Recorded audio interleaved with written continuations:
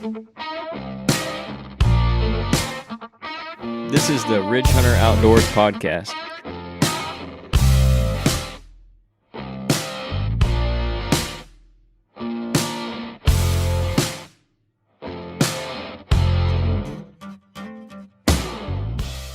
If you thought your deer were nervous before this weekend, yeah. You just wait till, Saturday or Sunday or Monday even. Sunday afternoon, those poor things are going to be out there. Mm-hmm. They're going to be shaking somewhere in the middle of a field, laying down. Yeah. They'll have a shovel. They'll be trying to dig. Anyway. Uh-huh.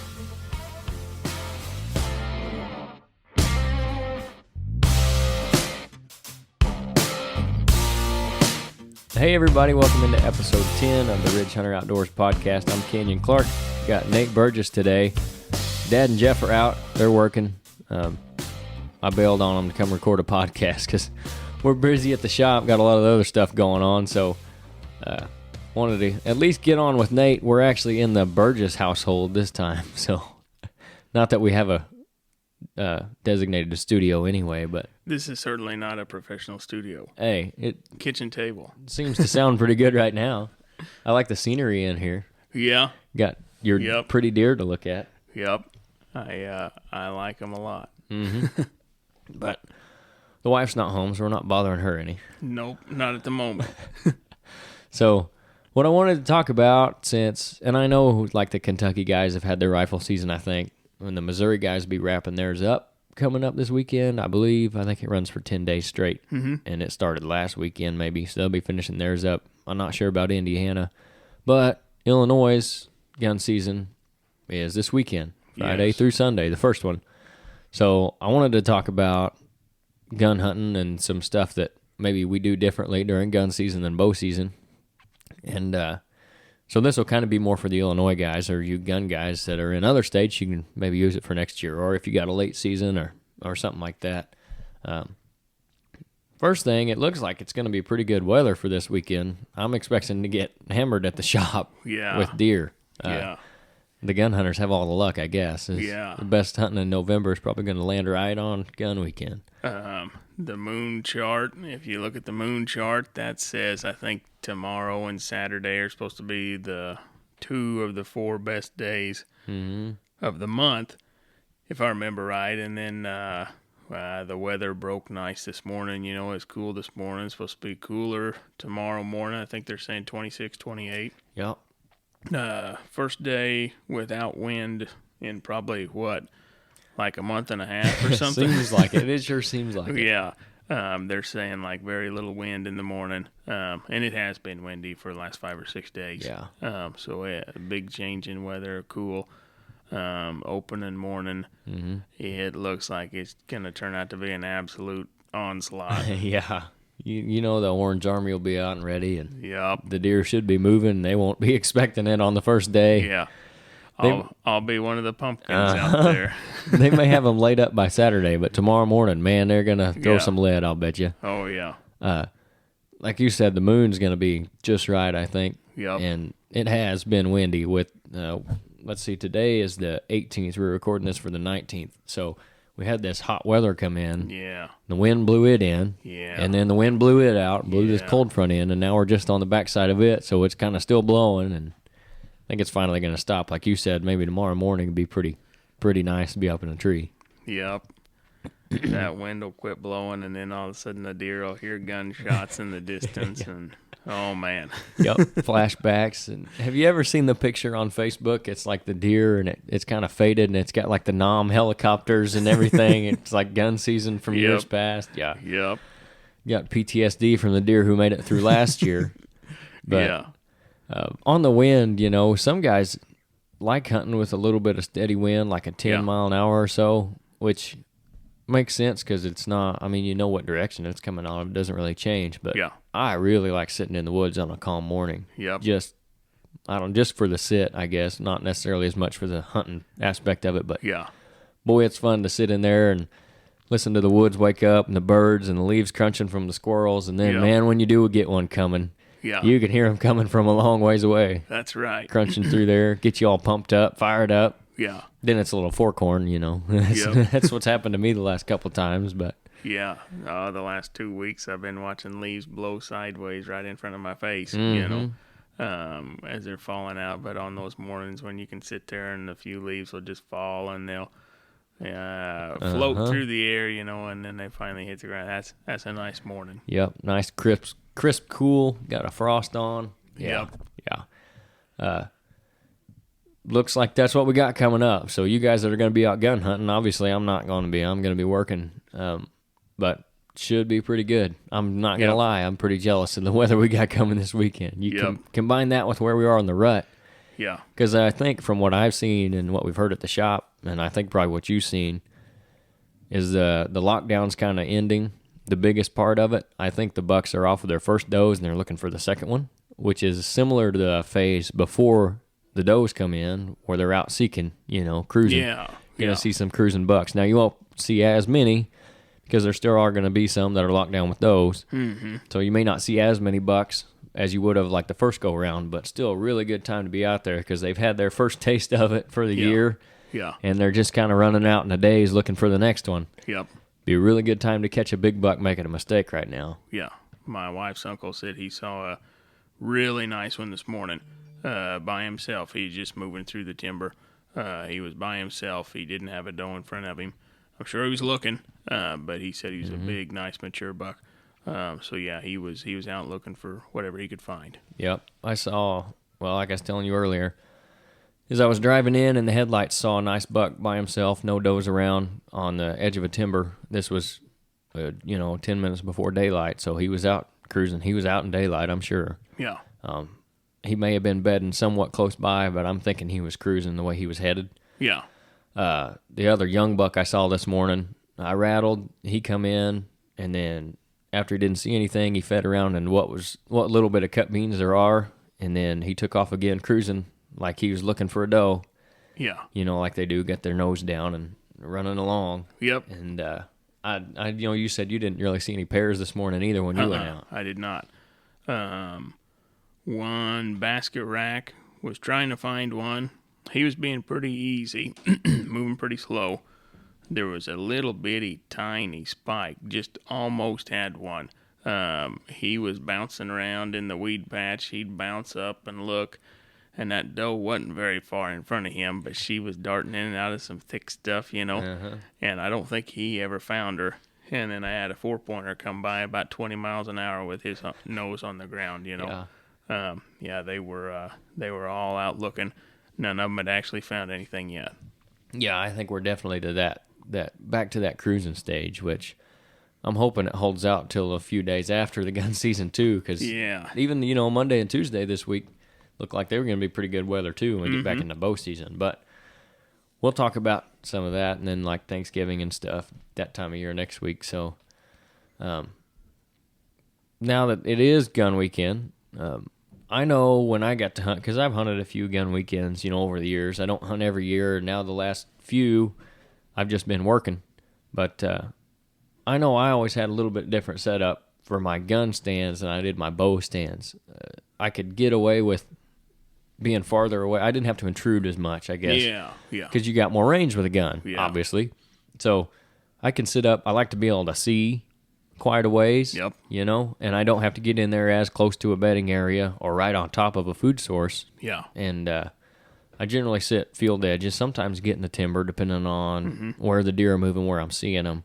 But if I can see a long ways and shoot, then I don't have to be right up where I would be during bow season because I got to have them within 40 yards. Yeah. That's kind of where I'd like to be during gun season. I think you could be a little more cautious and still reach out there and get them. I don't know what your thoughts kind of are on that and how your setups differ from bow season and gun season, if they do. Yeah. All of my stands are set up for bow hunting, every single one. I will gun hunt out of them some, but not too often. If I just know that it's particularly a good spot, it's been a hot spot for me, I'll go in there with a gun.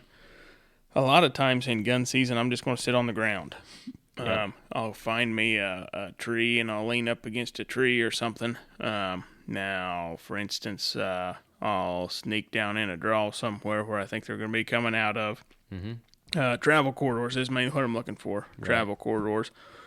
I'll get down in a draw. I'll slip down there in the creek or something, but then I'll ease my way up and I'll get on the top edge of the draw or something where I can see down in the whole thing, Say if it's in the morning, if I got a north and south draw, I'm going to get on the east side of it. That way they're looking into the sun, trying to see me. The complete opposite in the evening, I'm going to try to be on the west side. That way they're looking in the sun if they're going to look at me. Yep. And of course that changes if I this one spot, I got a north and south draw, but on the west edge of it is a field. In the evening, I typically don't sit on the west edge of the draw because they're probably going to be out in the field and they're going to look back and they're going to have me, right. with the sun shining right on me. Right. But anyway, I try to think a little bit about where I'm going to sit, and how I'm going to do it. But gun hunting, a lot of times I'm just going to sit on the ground. I'm not afraid to try to sneak up on them if I think I can. I will. I've really never tried it with a bow, really haven't. But with a gun, I will do a little bit of sneaking. Not saying I'm good at it, but it has worked before. Right. I'm not afraid to try, especially if it gets windy. Gosh, if it's been windy like it has been, I would still hunt through some stuff. Yeah, you can get away with a lot more in the wind. Seems absolutely. Like. Yeah. If we have any more wind come up, I got a lot of thick cover this year.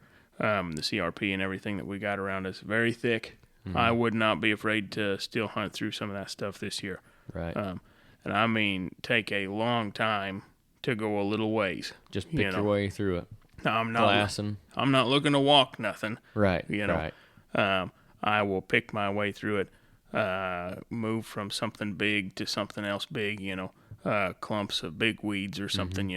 But I'm not afraid to move in gun season.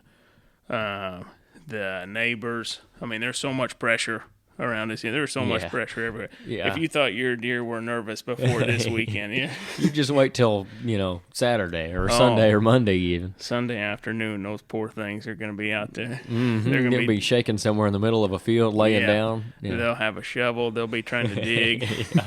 Anyway, I most of the time in gun season, I'm going to be on the ground, and like I said, unless I know I got a hot spot. Yeah. Looking for travel corridors. Like you said, they seem to be breaking from the does a little bit. They're moving again, and you see a few bucks running. We got a Snapchat from a guy who just sent us one, a buck running. He didn't have a doe in front of him right then. They're looking for the next one, travel corridors. Bedding, if you can get on the downwind side of a bedding area, I think you'd be fine. But a lot of strategy goes out the window for me. Yeah. What I'm trying to accomplish, I'll just try to get in a good spot right now. Think about how I think they're going to come to me, and try to be hidden well. And gosh, you never know what all the blasting and four-wheelers and pickups. I mean, people's in and out there going across fields picking up what they've killed, Yep. Just the pressure is unreal. There's so much more intrusion during this time of year. Just the sheer number of guys that are out. Not just the gunshots you hear, but like you said, four-wheelers running through and guys doing drives and walking through and picking up, dragging out whatever they killed. And just so many more guys gun hunting than bow hunting, which is great. I mean, we want guys out hunting. Oh, yeah. Not always the best thing for seeing deer. Yeah. But like you said, I like what you said there about being mobile, too, and hunting on the ground. I would take my climber a lot, too, because like you said, most of my setups are for bow hunting because most of what I do is bow hunting. Yeah. There's just more time in the year to do it. Yeah. Even when I knew I was going to be gun hunting that year. So I'd take my climber and use it for gun hunting, get up in a good tree where I could see, like I was talking about, and have good shots and good shooting lanes. Yeah. Or, like you do, I go find a good spot and sit on the ground. You don't have to move near as much to get a shot off with a gun as you do a bow. Correct. Sit down there like you would be turkey hunting. Yep. Prop yourself up against a tree. Yep. And especially if I can get maybe up on top of a bottom field on a fence row or something and look out over the top of it, or just a little patch of brush or something where you got cover. Yeah. And then, again, being mobile, if you see something and you got the right wind, you don't have to get within 30 yards of it. You just got to get within 60 or 100, or depending on what you're shooting or how you're shooting it. You don't have to get near as close to that. You can be a lot more successful that way, too. Of course, you want to be careful as far as walking around knowing where your neighbors are at and what your setup is. I was getting ready to say, I talked to all the neighbors, everybody that we hunt around. We all know pretty much where each other's going to be. Of course, we all know the lines. We respect and obey the lines. Nothing like that. But we want to know just general vicinities. What part of the draw is Brian maybe going to be in, and where's Aaron going to be at? We know where these people are. Yeah, that way you're not lobbing slugs at each other necessarily. And a lot of times I might take an extra hat or something, and I'll tie it or hang it on a limb right there on the backside of my tree, or take a screw-in step and hang it there, just so they know, trying to help myself out a little bit more. Of course, we got orange on you, but if they can't see me from my side, right? Sometimes when I know they might be able to see my direction, I want to be seen. Yeah, definitely. But the other thing is, when I'm bow hunting, I walk in with a flashlight most of the time, probably 3/4 of the time, maybe half the time, depending on if I'm walking through an open field and I'm slipping right up to a stand, I won't use one. But if I'm going back in the timber, I'll use a flashlight. But when I was gun hunting in the mornings and the evenings, I always wore a flashlight. Oh, man. Yeah. Because a person can look kind of like a deer walking, but deer don't carry headlights. No. They don't carry flashlights. Yeah. So if you got that thing up there, it's hard for someone to mistake you for a deer. Yeah. And just go blasting right at last light or when they got your silhouette or whatever it is. I always carry a flashlight during gun season. Yeah. I might take a hard hat with a coon light on top of it, Yeah. Man. Anything you can do to stay safe. Yeah. Because, there are things that happen, unfortunately.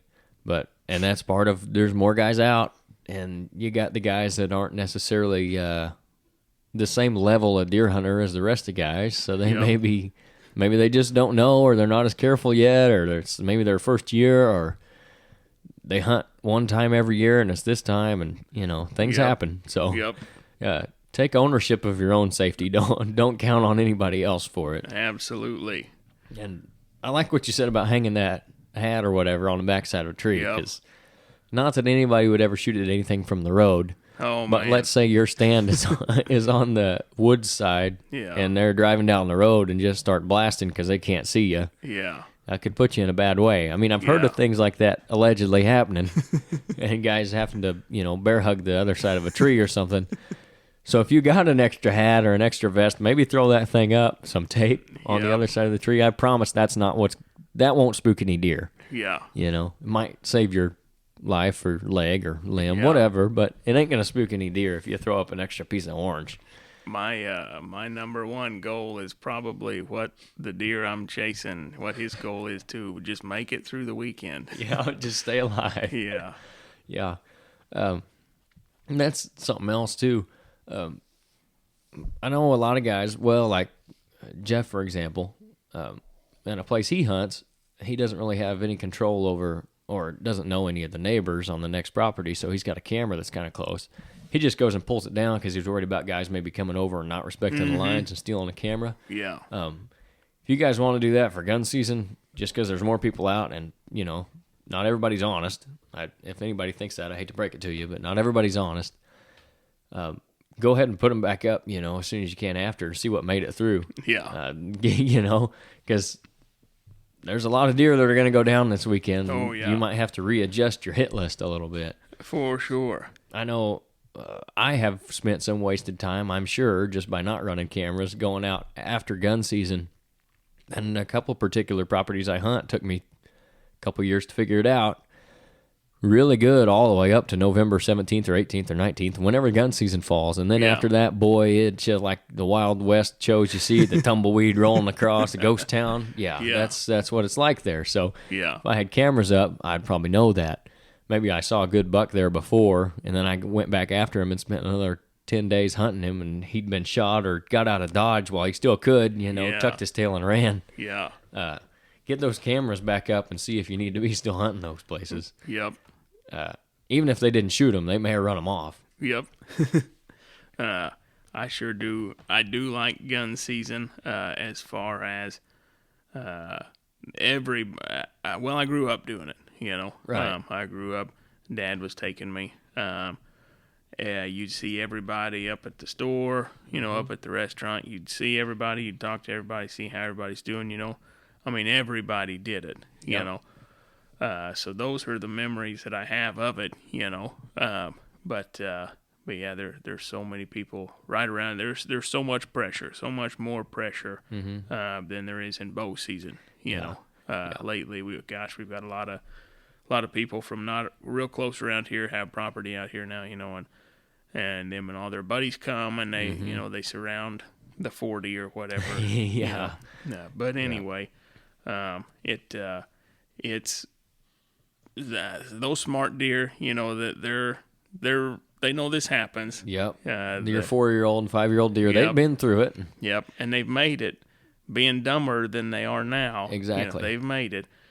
So anyway, trying to really think about someplace, out of the way. More than anything, when I'm thinking about where I want to go in gun season, I want to get as far away from everybody else as I can. Mm-hmm. I'm probably going to be a little braver and slip in a little further than I would if I'm just bow hunting, Mm-hmm. Like you said, your range is effectively doubled, Yeah. maybe tripled, Yep. As long as you can see that far. Yeah. Things don't have to be near as good as they do Right. with a bow before you can still make it work. And how many times you bump a deer and your wind's good so they don't wind you, but they just hear you or catch a glimpse of you coming. Yep. They hop up and bounce away and they're still 75, 60 yards away. Yeah. Well, with a bow, your hunt's shot. With a gun, there's your shot right there. Yep. He's standing there broadside trying to figure out what you are. Yep.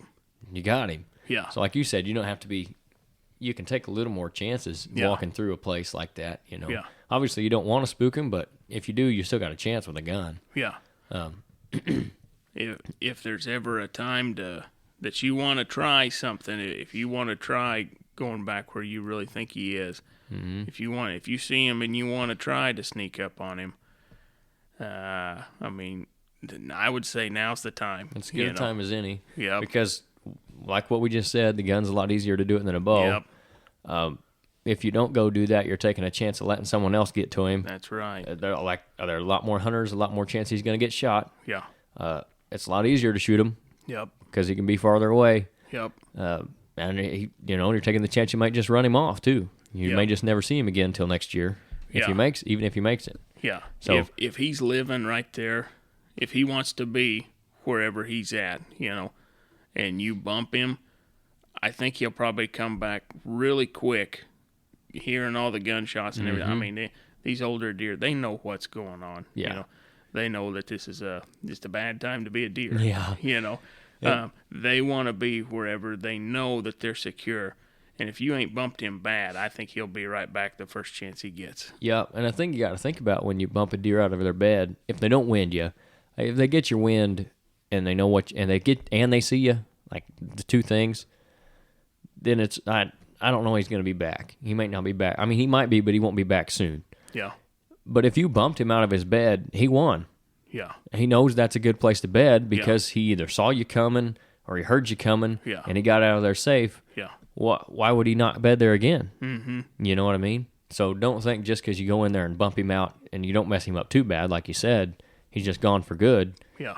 He might come back and bed there again. Yep. I did that one time in a place, it was just before gun season, place I wasn't worried about messing up because once gun season got there, it was going to be shot anyway. I don't hunt it a whole lot. Yeah. Just kind of still hunted my way through the woods where I thought they were bedding. Sure enough, there's a 130-some inch 8-point bedded down. Bumped him out of there, came back the next day and did the same thing, had the wind right again. He was right back in the same bed. Yep. I mean, I was looking for a bigger deer than him. Yeah. But sure enough, he was right back. 10 yards from the same place he was the day before. So you got to think about if they caught you or they won that time, and they're probably going to go back there because they know they're safe there. Yep. They know what's coming. Another thing I was going to say about where you're hunting this weekend, I also avoid certain places. There's a couple properties that I hunt that I would never gun hunt because there's not a lot of pressure around them, and the guys will push deer onto them. Yeah, that's true. And in my mind, there is minimal chance that someone's going to walk it, push deer through it, or trespass on me. Yeah. In at least the center of those properties. So I think those guys push deer onto them. And if I'm not in there boogering it up and pushing them back out, they're going to be there when bow season rolls back around. Yep, that's not a bad idea. They get in there and get safe, kind of like a sanctuary place for them. Yeah. So think about that. See if you got a spot like that where you know it's safe for them and no one else is going to be in there. Yeah. I mean, reasonably, because there's always that chance. Yeah. But reasonably, there's not going to be anybody else in there. Maybe you leave that spot alone this weekend and then hit it, Tuesday, Wednesday of this coming week with a bow again. Yep. You might get more deer pushed onto you. Yeah. That you didn't know. You might have some new deer move in even. That's not necessarily where I'm going to hunt, but I also think about where I'm not going to hunt. Yeah. Because it may be better, like I said, after. Yep. Those couple places I think are like that. And like I said, there's another couple places that are the total opposite of that. They're just shot after that, after gun season. So yeah. So we talked about kind of our different setups and then what we may be doing during gun season and all that. So we're sitting here, like I said, kind of in your kitchen, dining room, living room, whatever you're going to call this, where your kitchen table's at, looking at all your pretty deer mounts. Any of them with a gun that maybe kind of interesting story behind them? I mean, not every deer's got a story behind it, but gun season deer. That 10-point there, he's about 145-inch 10-point. He's nothing special, but he was memorable. He showed up the week for me on camera. I had never seen him, never had pictures of him or anything. He showed up the week before gun season. I think that was 2016. I think it's been 5 years ago, if I remember right. Anyway, he showed up the week before gun season. I jumped him with a doe one day. I want to say it was Tuesday that week. I jumped him with a doe. He was laying way up next to the road in a fence row that I would walk down to get in. Anyway, jumped him with a doe, and I thought, wow, I would have shot that buck. Yeah. That's not good. And also, I had never seen you before. Then either Wednesday or Thursday that week, I was walking out about 10 in the morning. I heard brush crashing and everything up from me, the direction I was headed. I saw a doe, I saw a little buck, and then I saw a decent set of horns coming behind that. So I laid down real quick in the mode CRP that I was walking the edge of. I didn't have anything to do with that, so I laid down real quick. The doe got in the creek about 20 yards away from me. The little buck got on my side of the creek. He was very close, 10 or 15 yards away. And that deer was on the other side of the creek, and he was very impatient. He was trying to get the doe to run more. She was tired. I could hear her down there splashing in the water. I'm laying on my belly. The spike looks at me occasionally, knows something's bad wrong, but he doesn't care enough to leave. Not smart enough either. Nope. He wants to be right there where all the action is. The doe nor that buck had seen me. Somehow I got my backpack off. I got my bow rolled around to where I could get an arrow on it. I got on my back, and I ended up sitting on my butt, and I'd got next to a clump of something. I crawled just a little bit, all while they're messing around within 40 yards. Everybody's within 40 yards, Like I said, the little guy, he's over there 10 or 15 yards. But anyway, I'm trying to figure out what might happen, if anything good's going to happen out of it, Right. Anyway, the big one finally lunged at the doe, got her to run, and then they all took off out of there. And that solved my problem for the time being of trying to figure out what I was doing. Anyway, I hunted, 200 yards up the creek from that Saturday of gun season. It was like 2 days after I'd seen him, there. Hunted like 200 yards up the creek. I woke up late, got out, 30 minutes after daylight. Incredibly windy, very windy. I thought if they're moving, they'll be moving down on the creek in the low spots, That's where I expected them to be. I just parked out on the road, walked, 150 yards, not very far, to this big lone tree out in the middle of the field with some brush around the base of it that's on the break of the hill looking down to the creek. So anyway, I just walked out there and stood next to that tree, facing west. The sun's coming up behind me, I was effectively in the shadows. They couldn't see me looking up there, He chased 4 does down there, I don't know, 60 yards away, probably 40 minutes after I got there. I'm just standing next to the tree, and in my mind I'm thinking, this is dumb. I should be at home still, And no joke, like 20, 25 mile an hour winds, like really, really, really windy. Mm-hmm. He's chasing does down there. He had kicked some up. Like I said, he got up there about 60 yards. I shot him. He ran over there and he fell over in the creek. So anyway, should not have worked out well. Right. But like we were talking earlier, sometimes in gun season, the different places, because I had never ever hunted right in there, That's where they were at. They'd never been pressured there before, so they were messing around in that area. He found the does there. So that's my strangest, something that shouldn't have worked, gun hunting story. Yep. So anyway, and ever since then, I've felt a lot better about being in a weird spot, you know. Yeah, especially during gun season. Yeah. A lot of times it might not pay off, but when it does. Yep. You got to be out there. Yeah. You got to be out there more than anything. You got to be out there. Mm-hmm.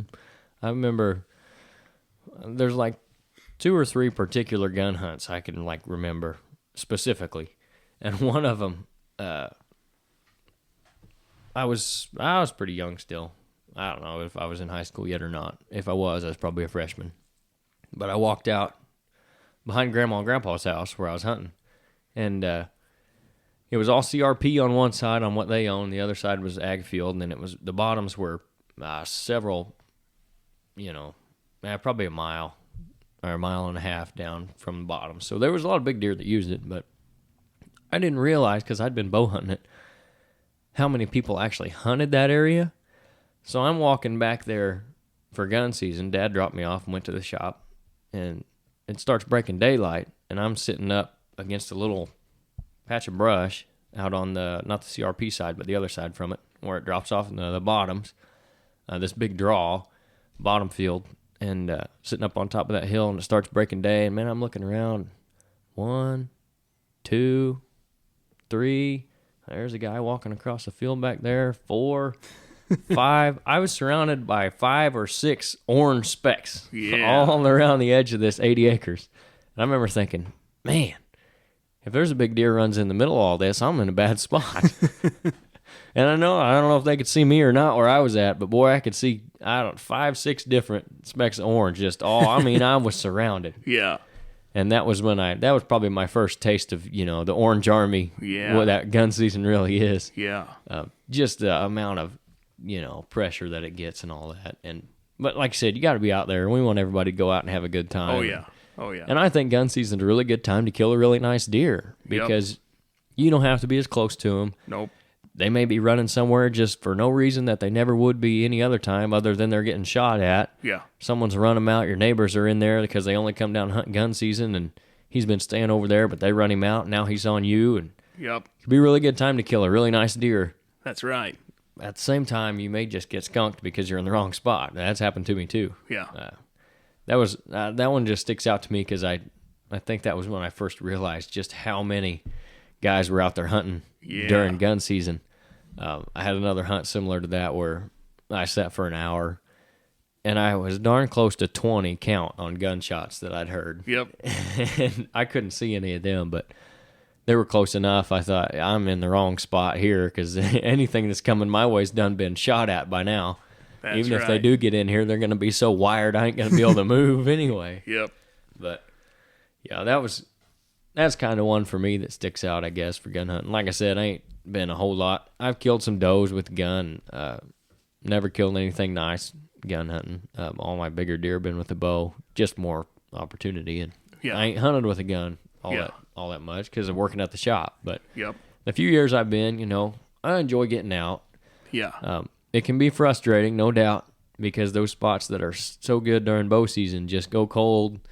But at the same time, you may have a spot that's crap during bow season, but gun season comes and you're full of deer because they're all running on to you too. Yep, so that's right. It can also be a really good time, I think, getting the kids out there and the wives and whoever isn't just a diehard, bow hunter, deer hunter like we are. Yeah. get them out there and put them in a box blind or a whole shooting house and Yep. let them go to town, man. Yep. They got their tags to fill, and doe walks out or a little buck, whatever they want to shoot. Introduce them to hunting with a shotgun. You know, you get a 20 gauge for a kid that don't hardly kick. Yeah. Get them out there hunting. It's definitely a fun time of year, and it's an easy way to introduce them to success in hunting too. Yeah. Because if you're in the deer, there's a good chance you're going to be able to shoot one. So, Yep. first deer I killed was actually during the first deer I ever killed was during Missouri's youth weekend with a rifle, and that fell on around Halloween. It's always Halloween weekend, give or take. But that was the first time I'd killed a deer. I mean, I'd bow hunted before that, but just got out there with my uncle with a gun, you know, and killed my first deer. And that's still one of my favorite hunts, you know, Yep. that we went on. I got to go hang out with him for the weekend and Yeah. stay in a hotel and get up and do the whole, you know, get the whole experience and then kill my first deer. So it's a really good time to get people out who normally wouldn't be, you know, wanting to go sit in 28-degree weather and Yep. hunt with a bow and not see anything or not have anything close. That's right. Get them out there hunting. Yep. I know your wife's not necessarily a big bow hunter, but Yep. She's off work tomorrow. She's probably gonna go. She'll at least make a few trips out this weekend. right. The weather's looking pretty good. You know, she'll at least make a few trips out. Yeah, and that's cool because then they give you guys something more to in common too. Yep. You know, common interest and stuff. And, Yeah. She'll probably kill a big buck, and I won't see him. Yep. Well, that's what happens too. But that's what it's all about, you know, getting them out there. And then, like I said, just the experience of it. And sometimes it ain't even seeing a deer. One of the other hunts that stands out to me was in 2012. So my grandpa had just died, like, I'm wanting to say it was a Saturday or the Friday, a gun weekend. Yeah. And I went out that evening when we'd found out when he passed. You know, I was 12 years old, I think. Is that right? No, I was older than that. It's 2012, so I'd have been 15. Anyways, me and Jason went out to his side of the road behind his mom and dad's, and I went out on his grandpa's and climbed up in a tree and just like, I don't know, the old tree stand therapy we talk about. Yep. Didn't see a deer all night, but just sat up there, and it was a great evening to be in a stand and get to think about all the memories and stuff, you know. Yeah. And Yeah. that's another hunt that sticks out to me just for that, because, I don't know, had I not been able to go hunting or whatever, I'd have just been sitting around the shop where he'd always been all my life, you know, and thinking about it. Oh, yeah. I just go climb up a tree and kind of takes a load off, and, Yep. you know, you can think about the good stuff. And Yep.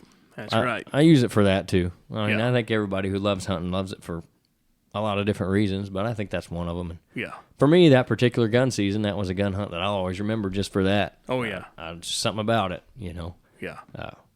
It's very therapeutic for an outdoorsman anyway. Yep. You know, I'm not going to go to some head shrink, so I guess I'll go sit in a tree. That's right. Yeah, but hopefully something we said in all those ramblings will help you guys out this weekend. I think that's all we're going to do. It's going to be a little bit shorter show. Obviously, we didn't get into any articles or anything. We have been getting a little bit of feedback from you guys, so we appreciate that. And you guys can keep doing that. We've had some come in from the website and some comments on YouTube or our social posts. So if you want to get a hold of us, that's a good way to do it. YouTube, social media, we're on Instagram, Facebook, and Twitter. I don't use the Twitter much, but Instagram and Facebook on there pretty regular. So comment on a post or send us a message. My phone number's on our website too. There's ridgehunteroutdoors.com and ridgehunterconsulting.com. If you want to support the podcast, you can go to one of those websites too. And on the ridgehunteroutdoors.com, we got all kinds of sporting good stuff. We've got our own products, the scent products that we got, some food plot seed. So that's a good way to support us if you're enjoying what we're doing, because I don't want to ever have to go behind a paywall or nothing to do this. So it keeps it free for you guys. Hopefully it's at least worth being free. I don't know that you'd want to pay for it anyway. So hopefully that helps. I was going to say, too, I didn't get a video out this week, so I apologize for that, but I'll try to get another one maybe next week. I know Thanksgiving's coming up, so that'll shift our schedule around a little bit for getting one out. But we'll get something up for you guys next week, too. So thanks for listening, and be sure to tune in next week. Good luck this weekend. Stay safe. Wear your harness and wear your orange.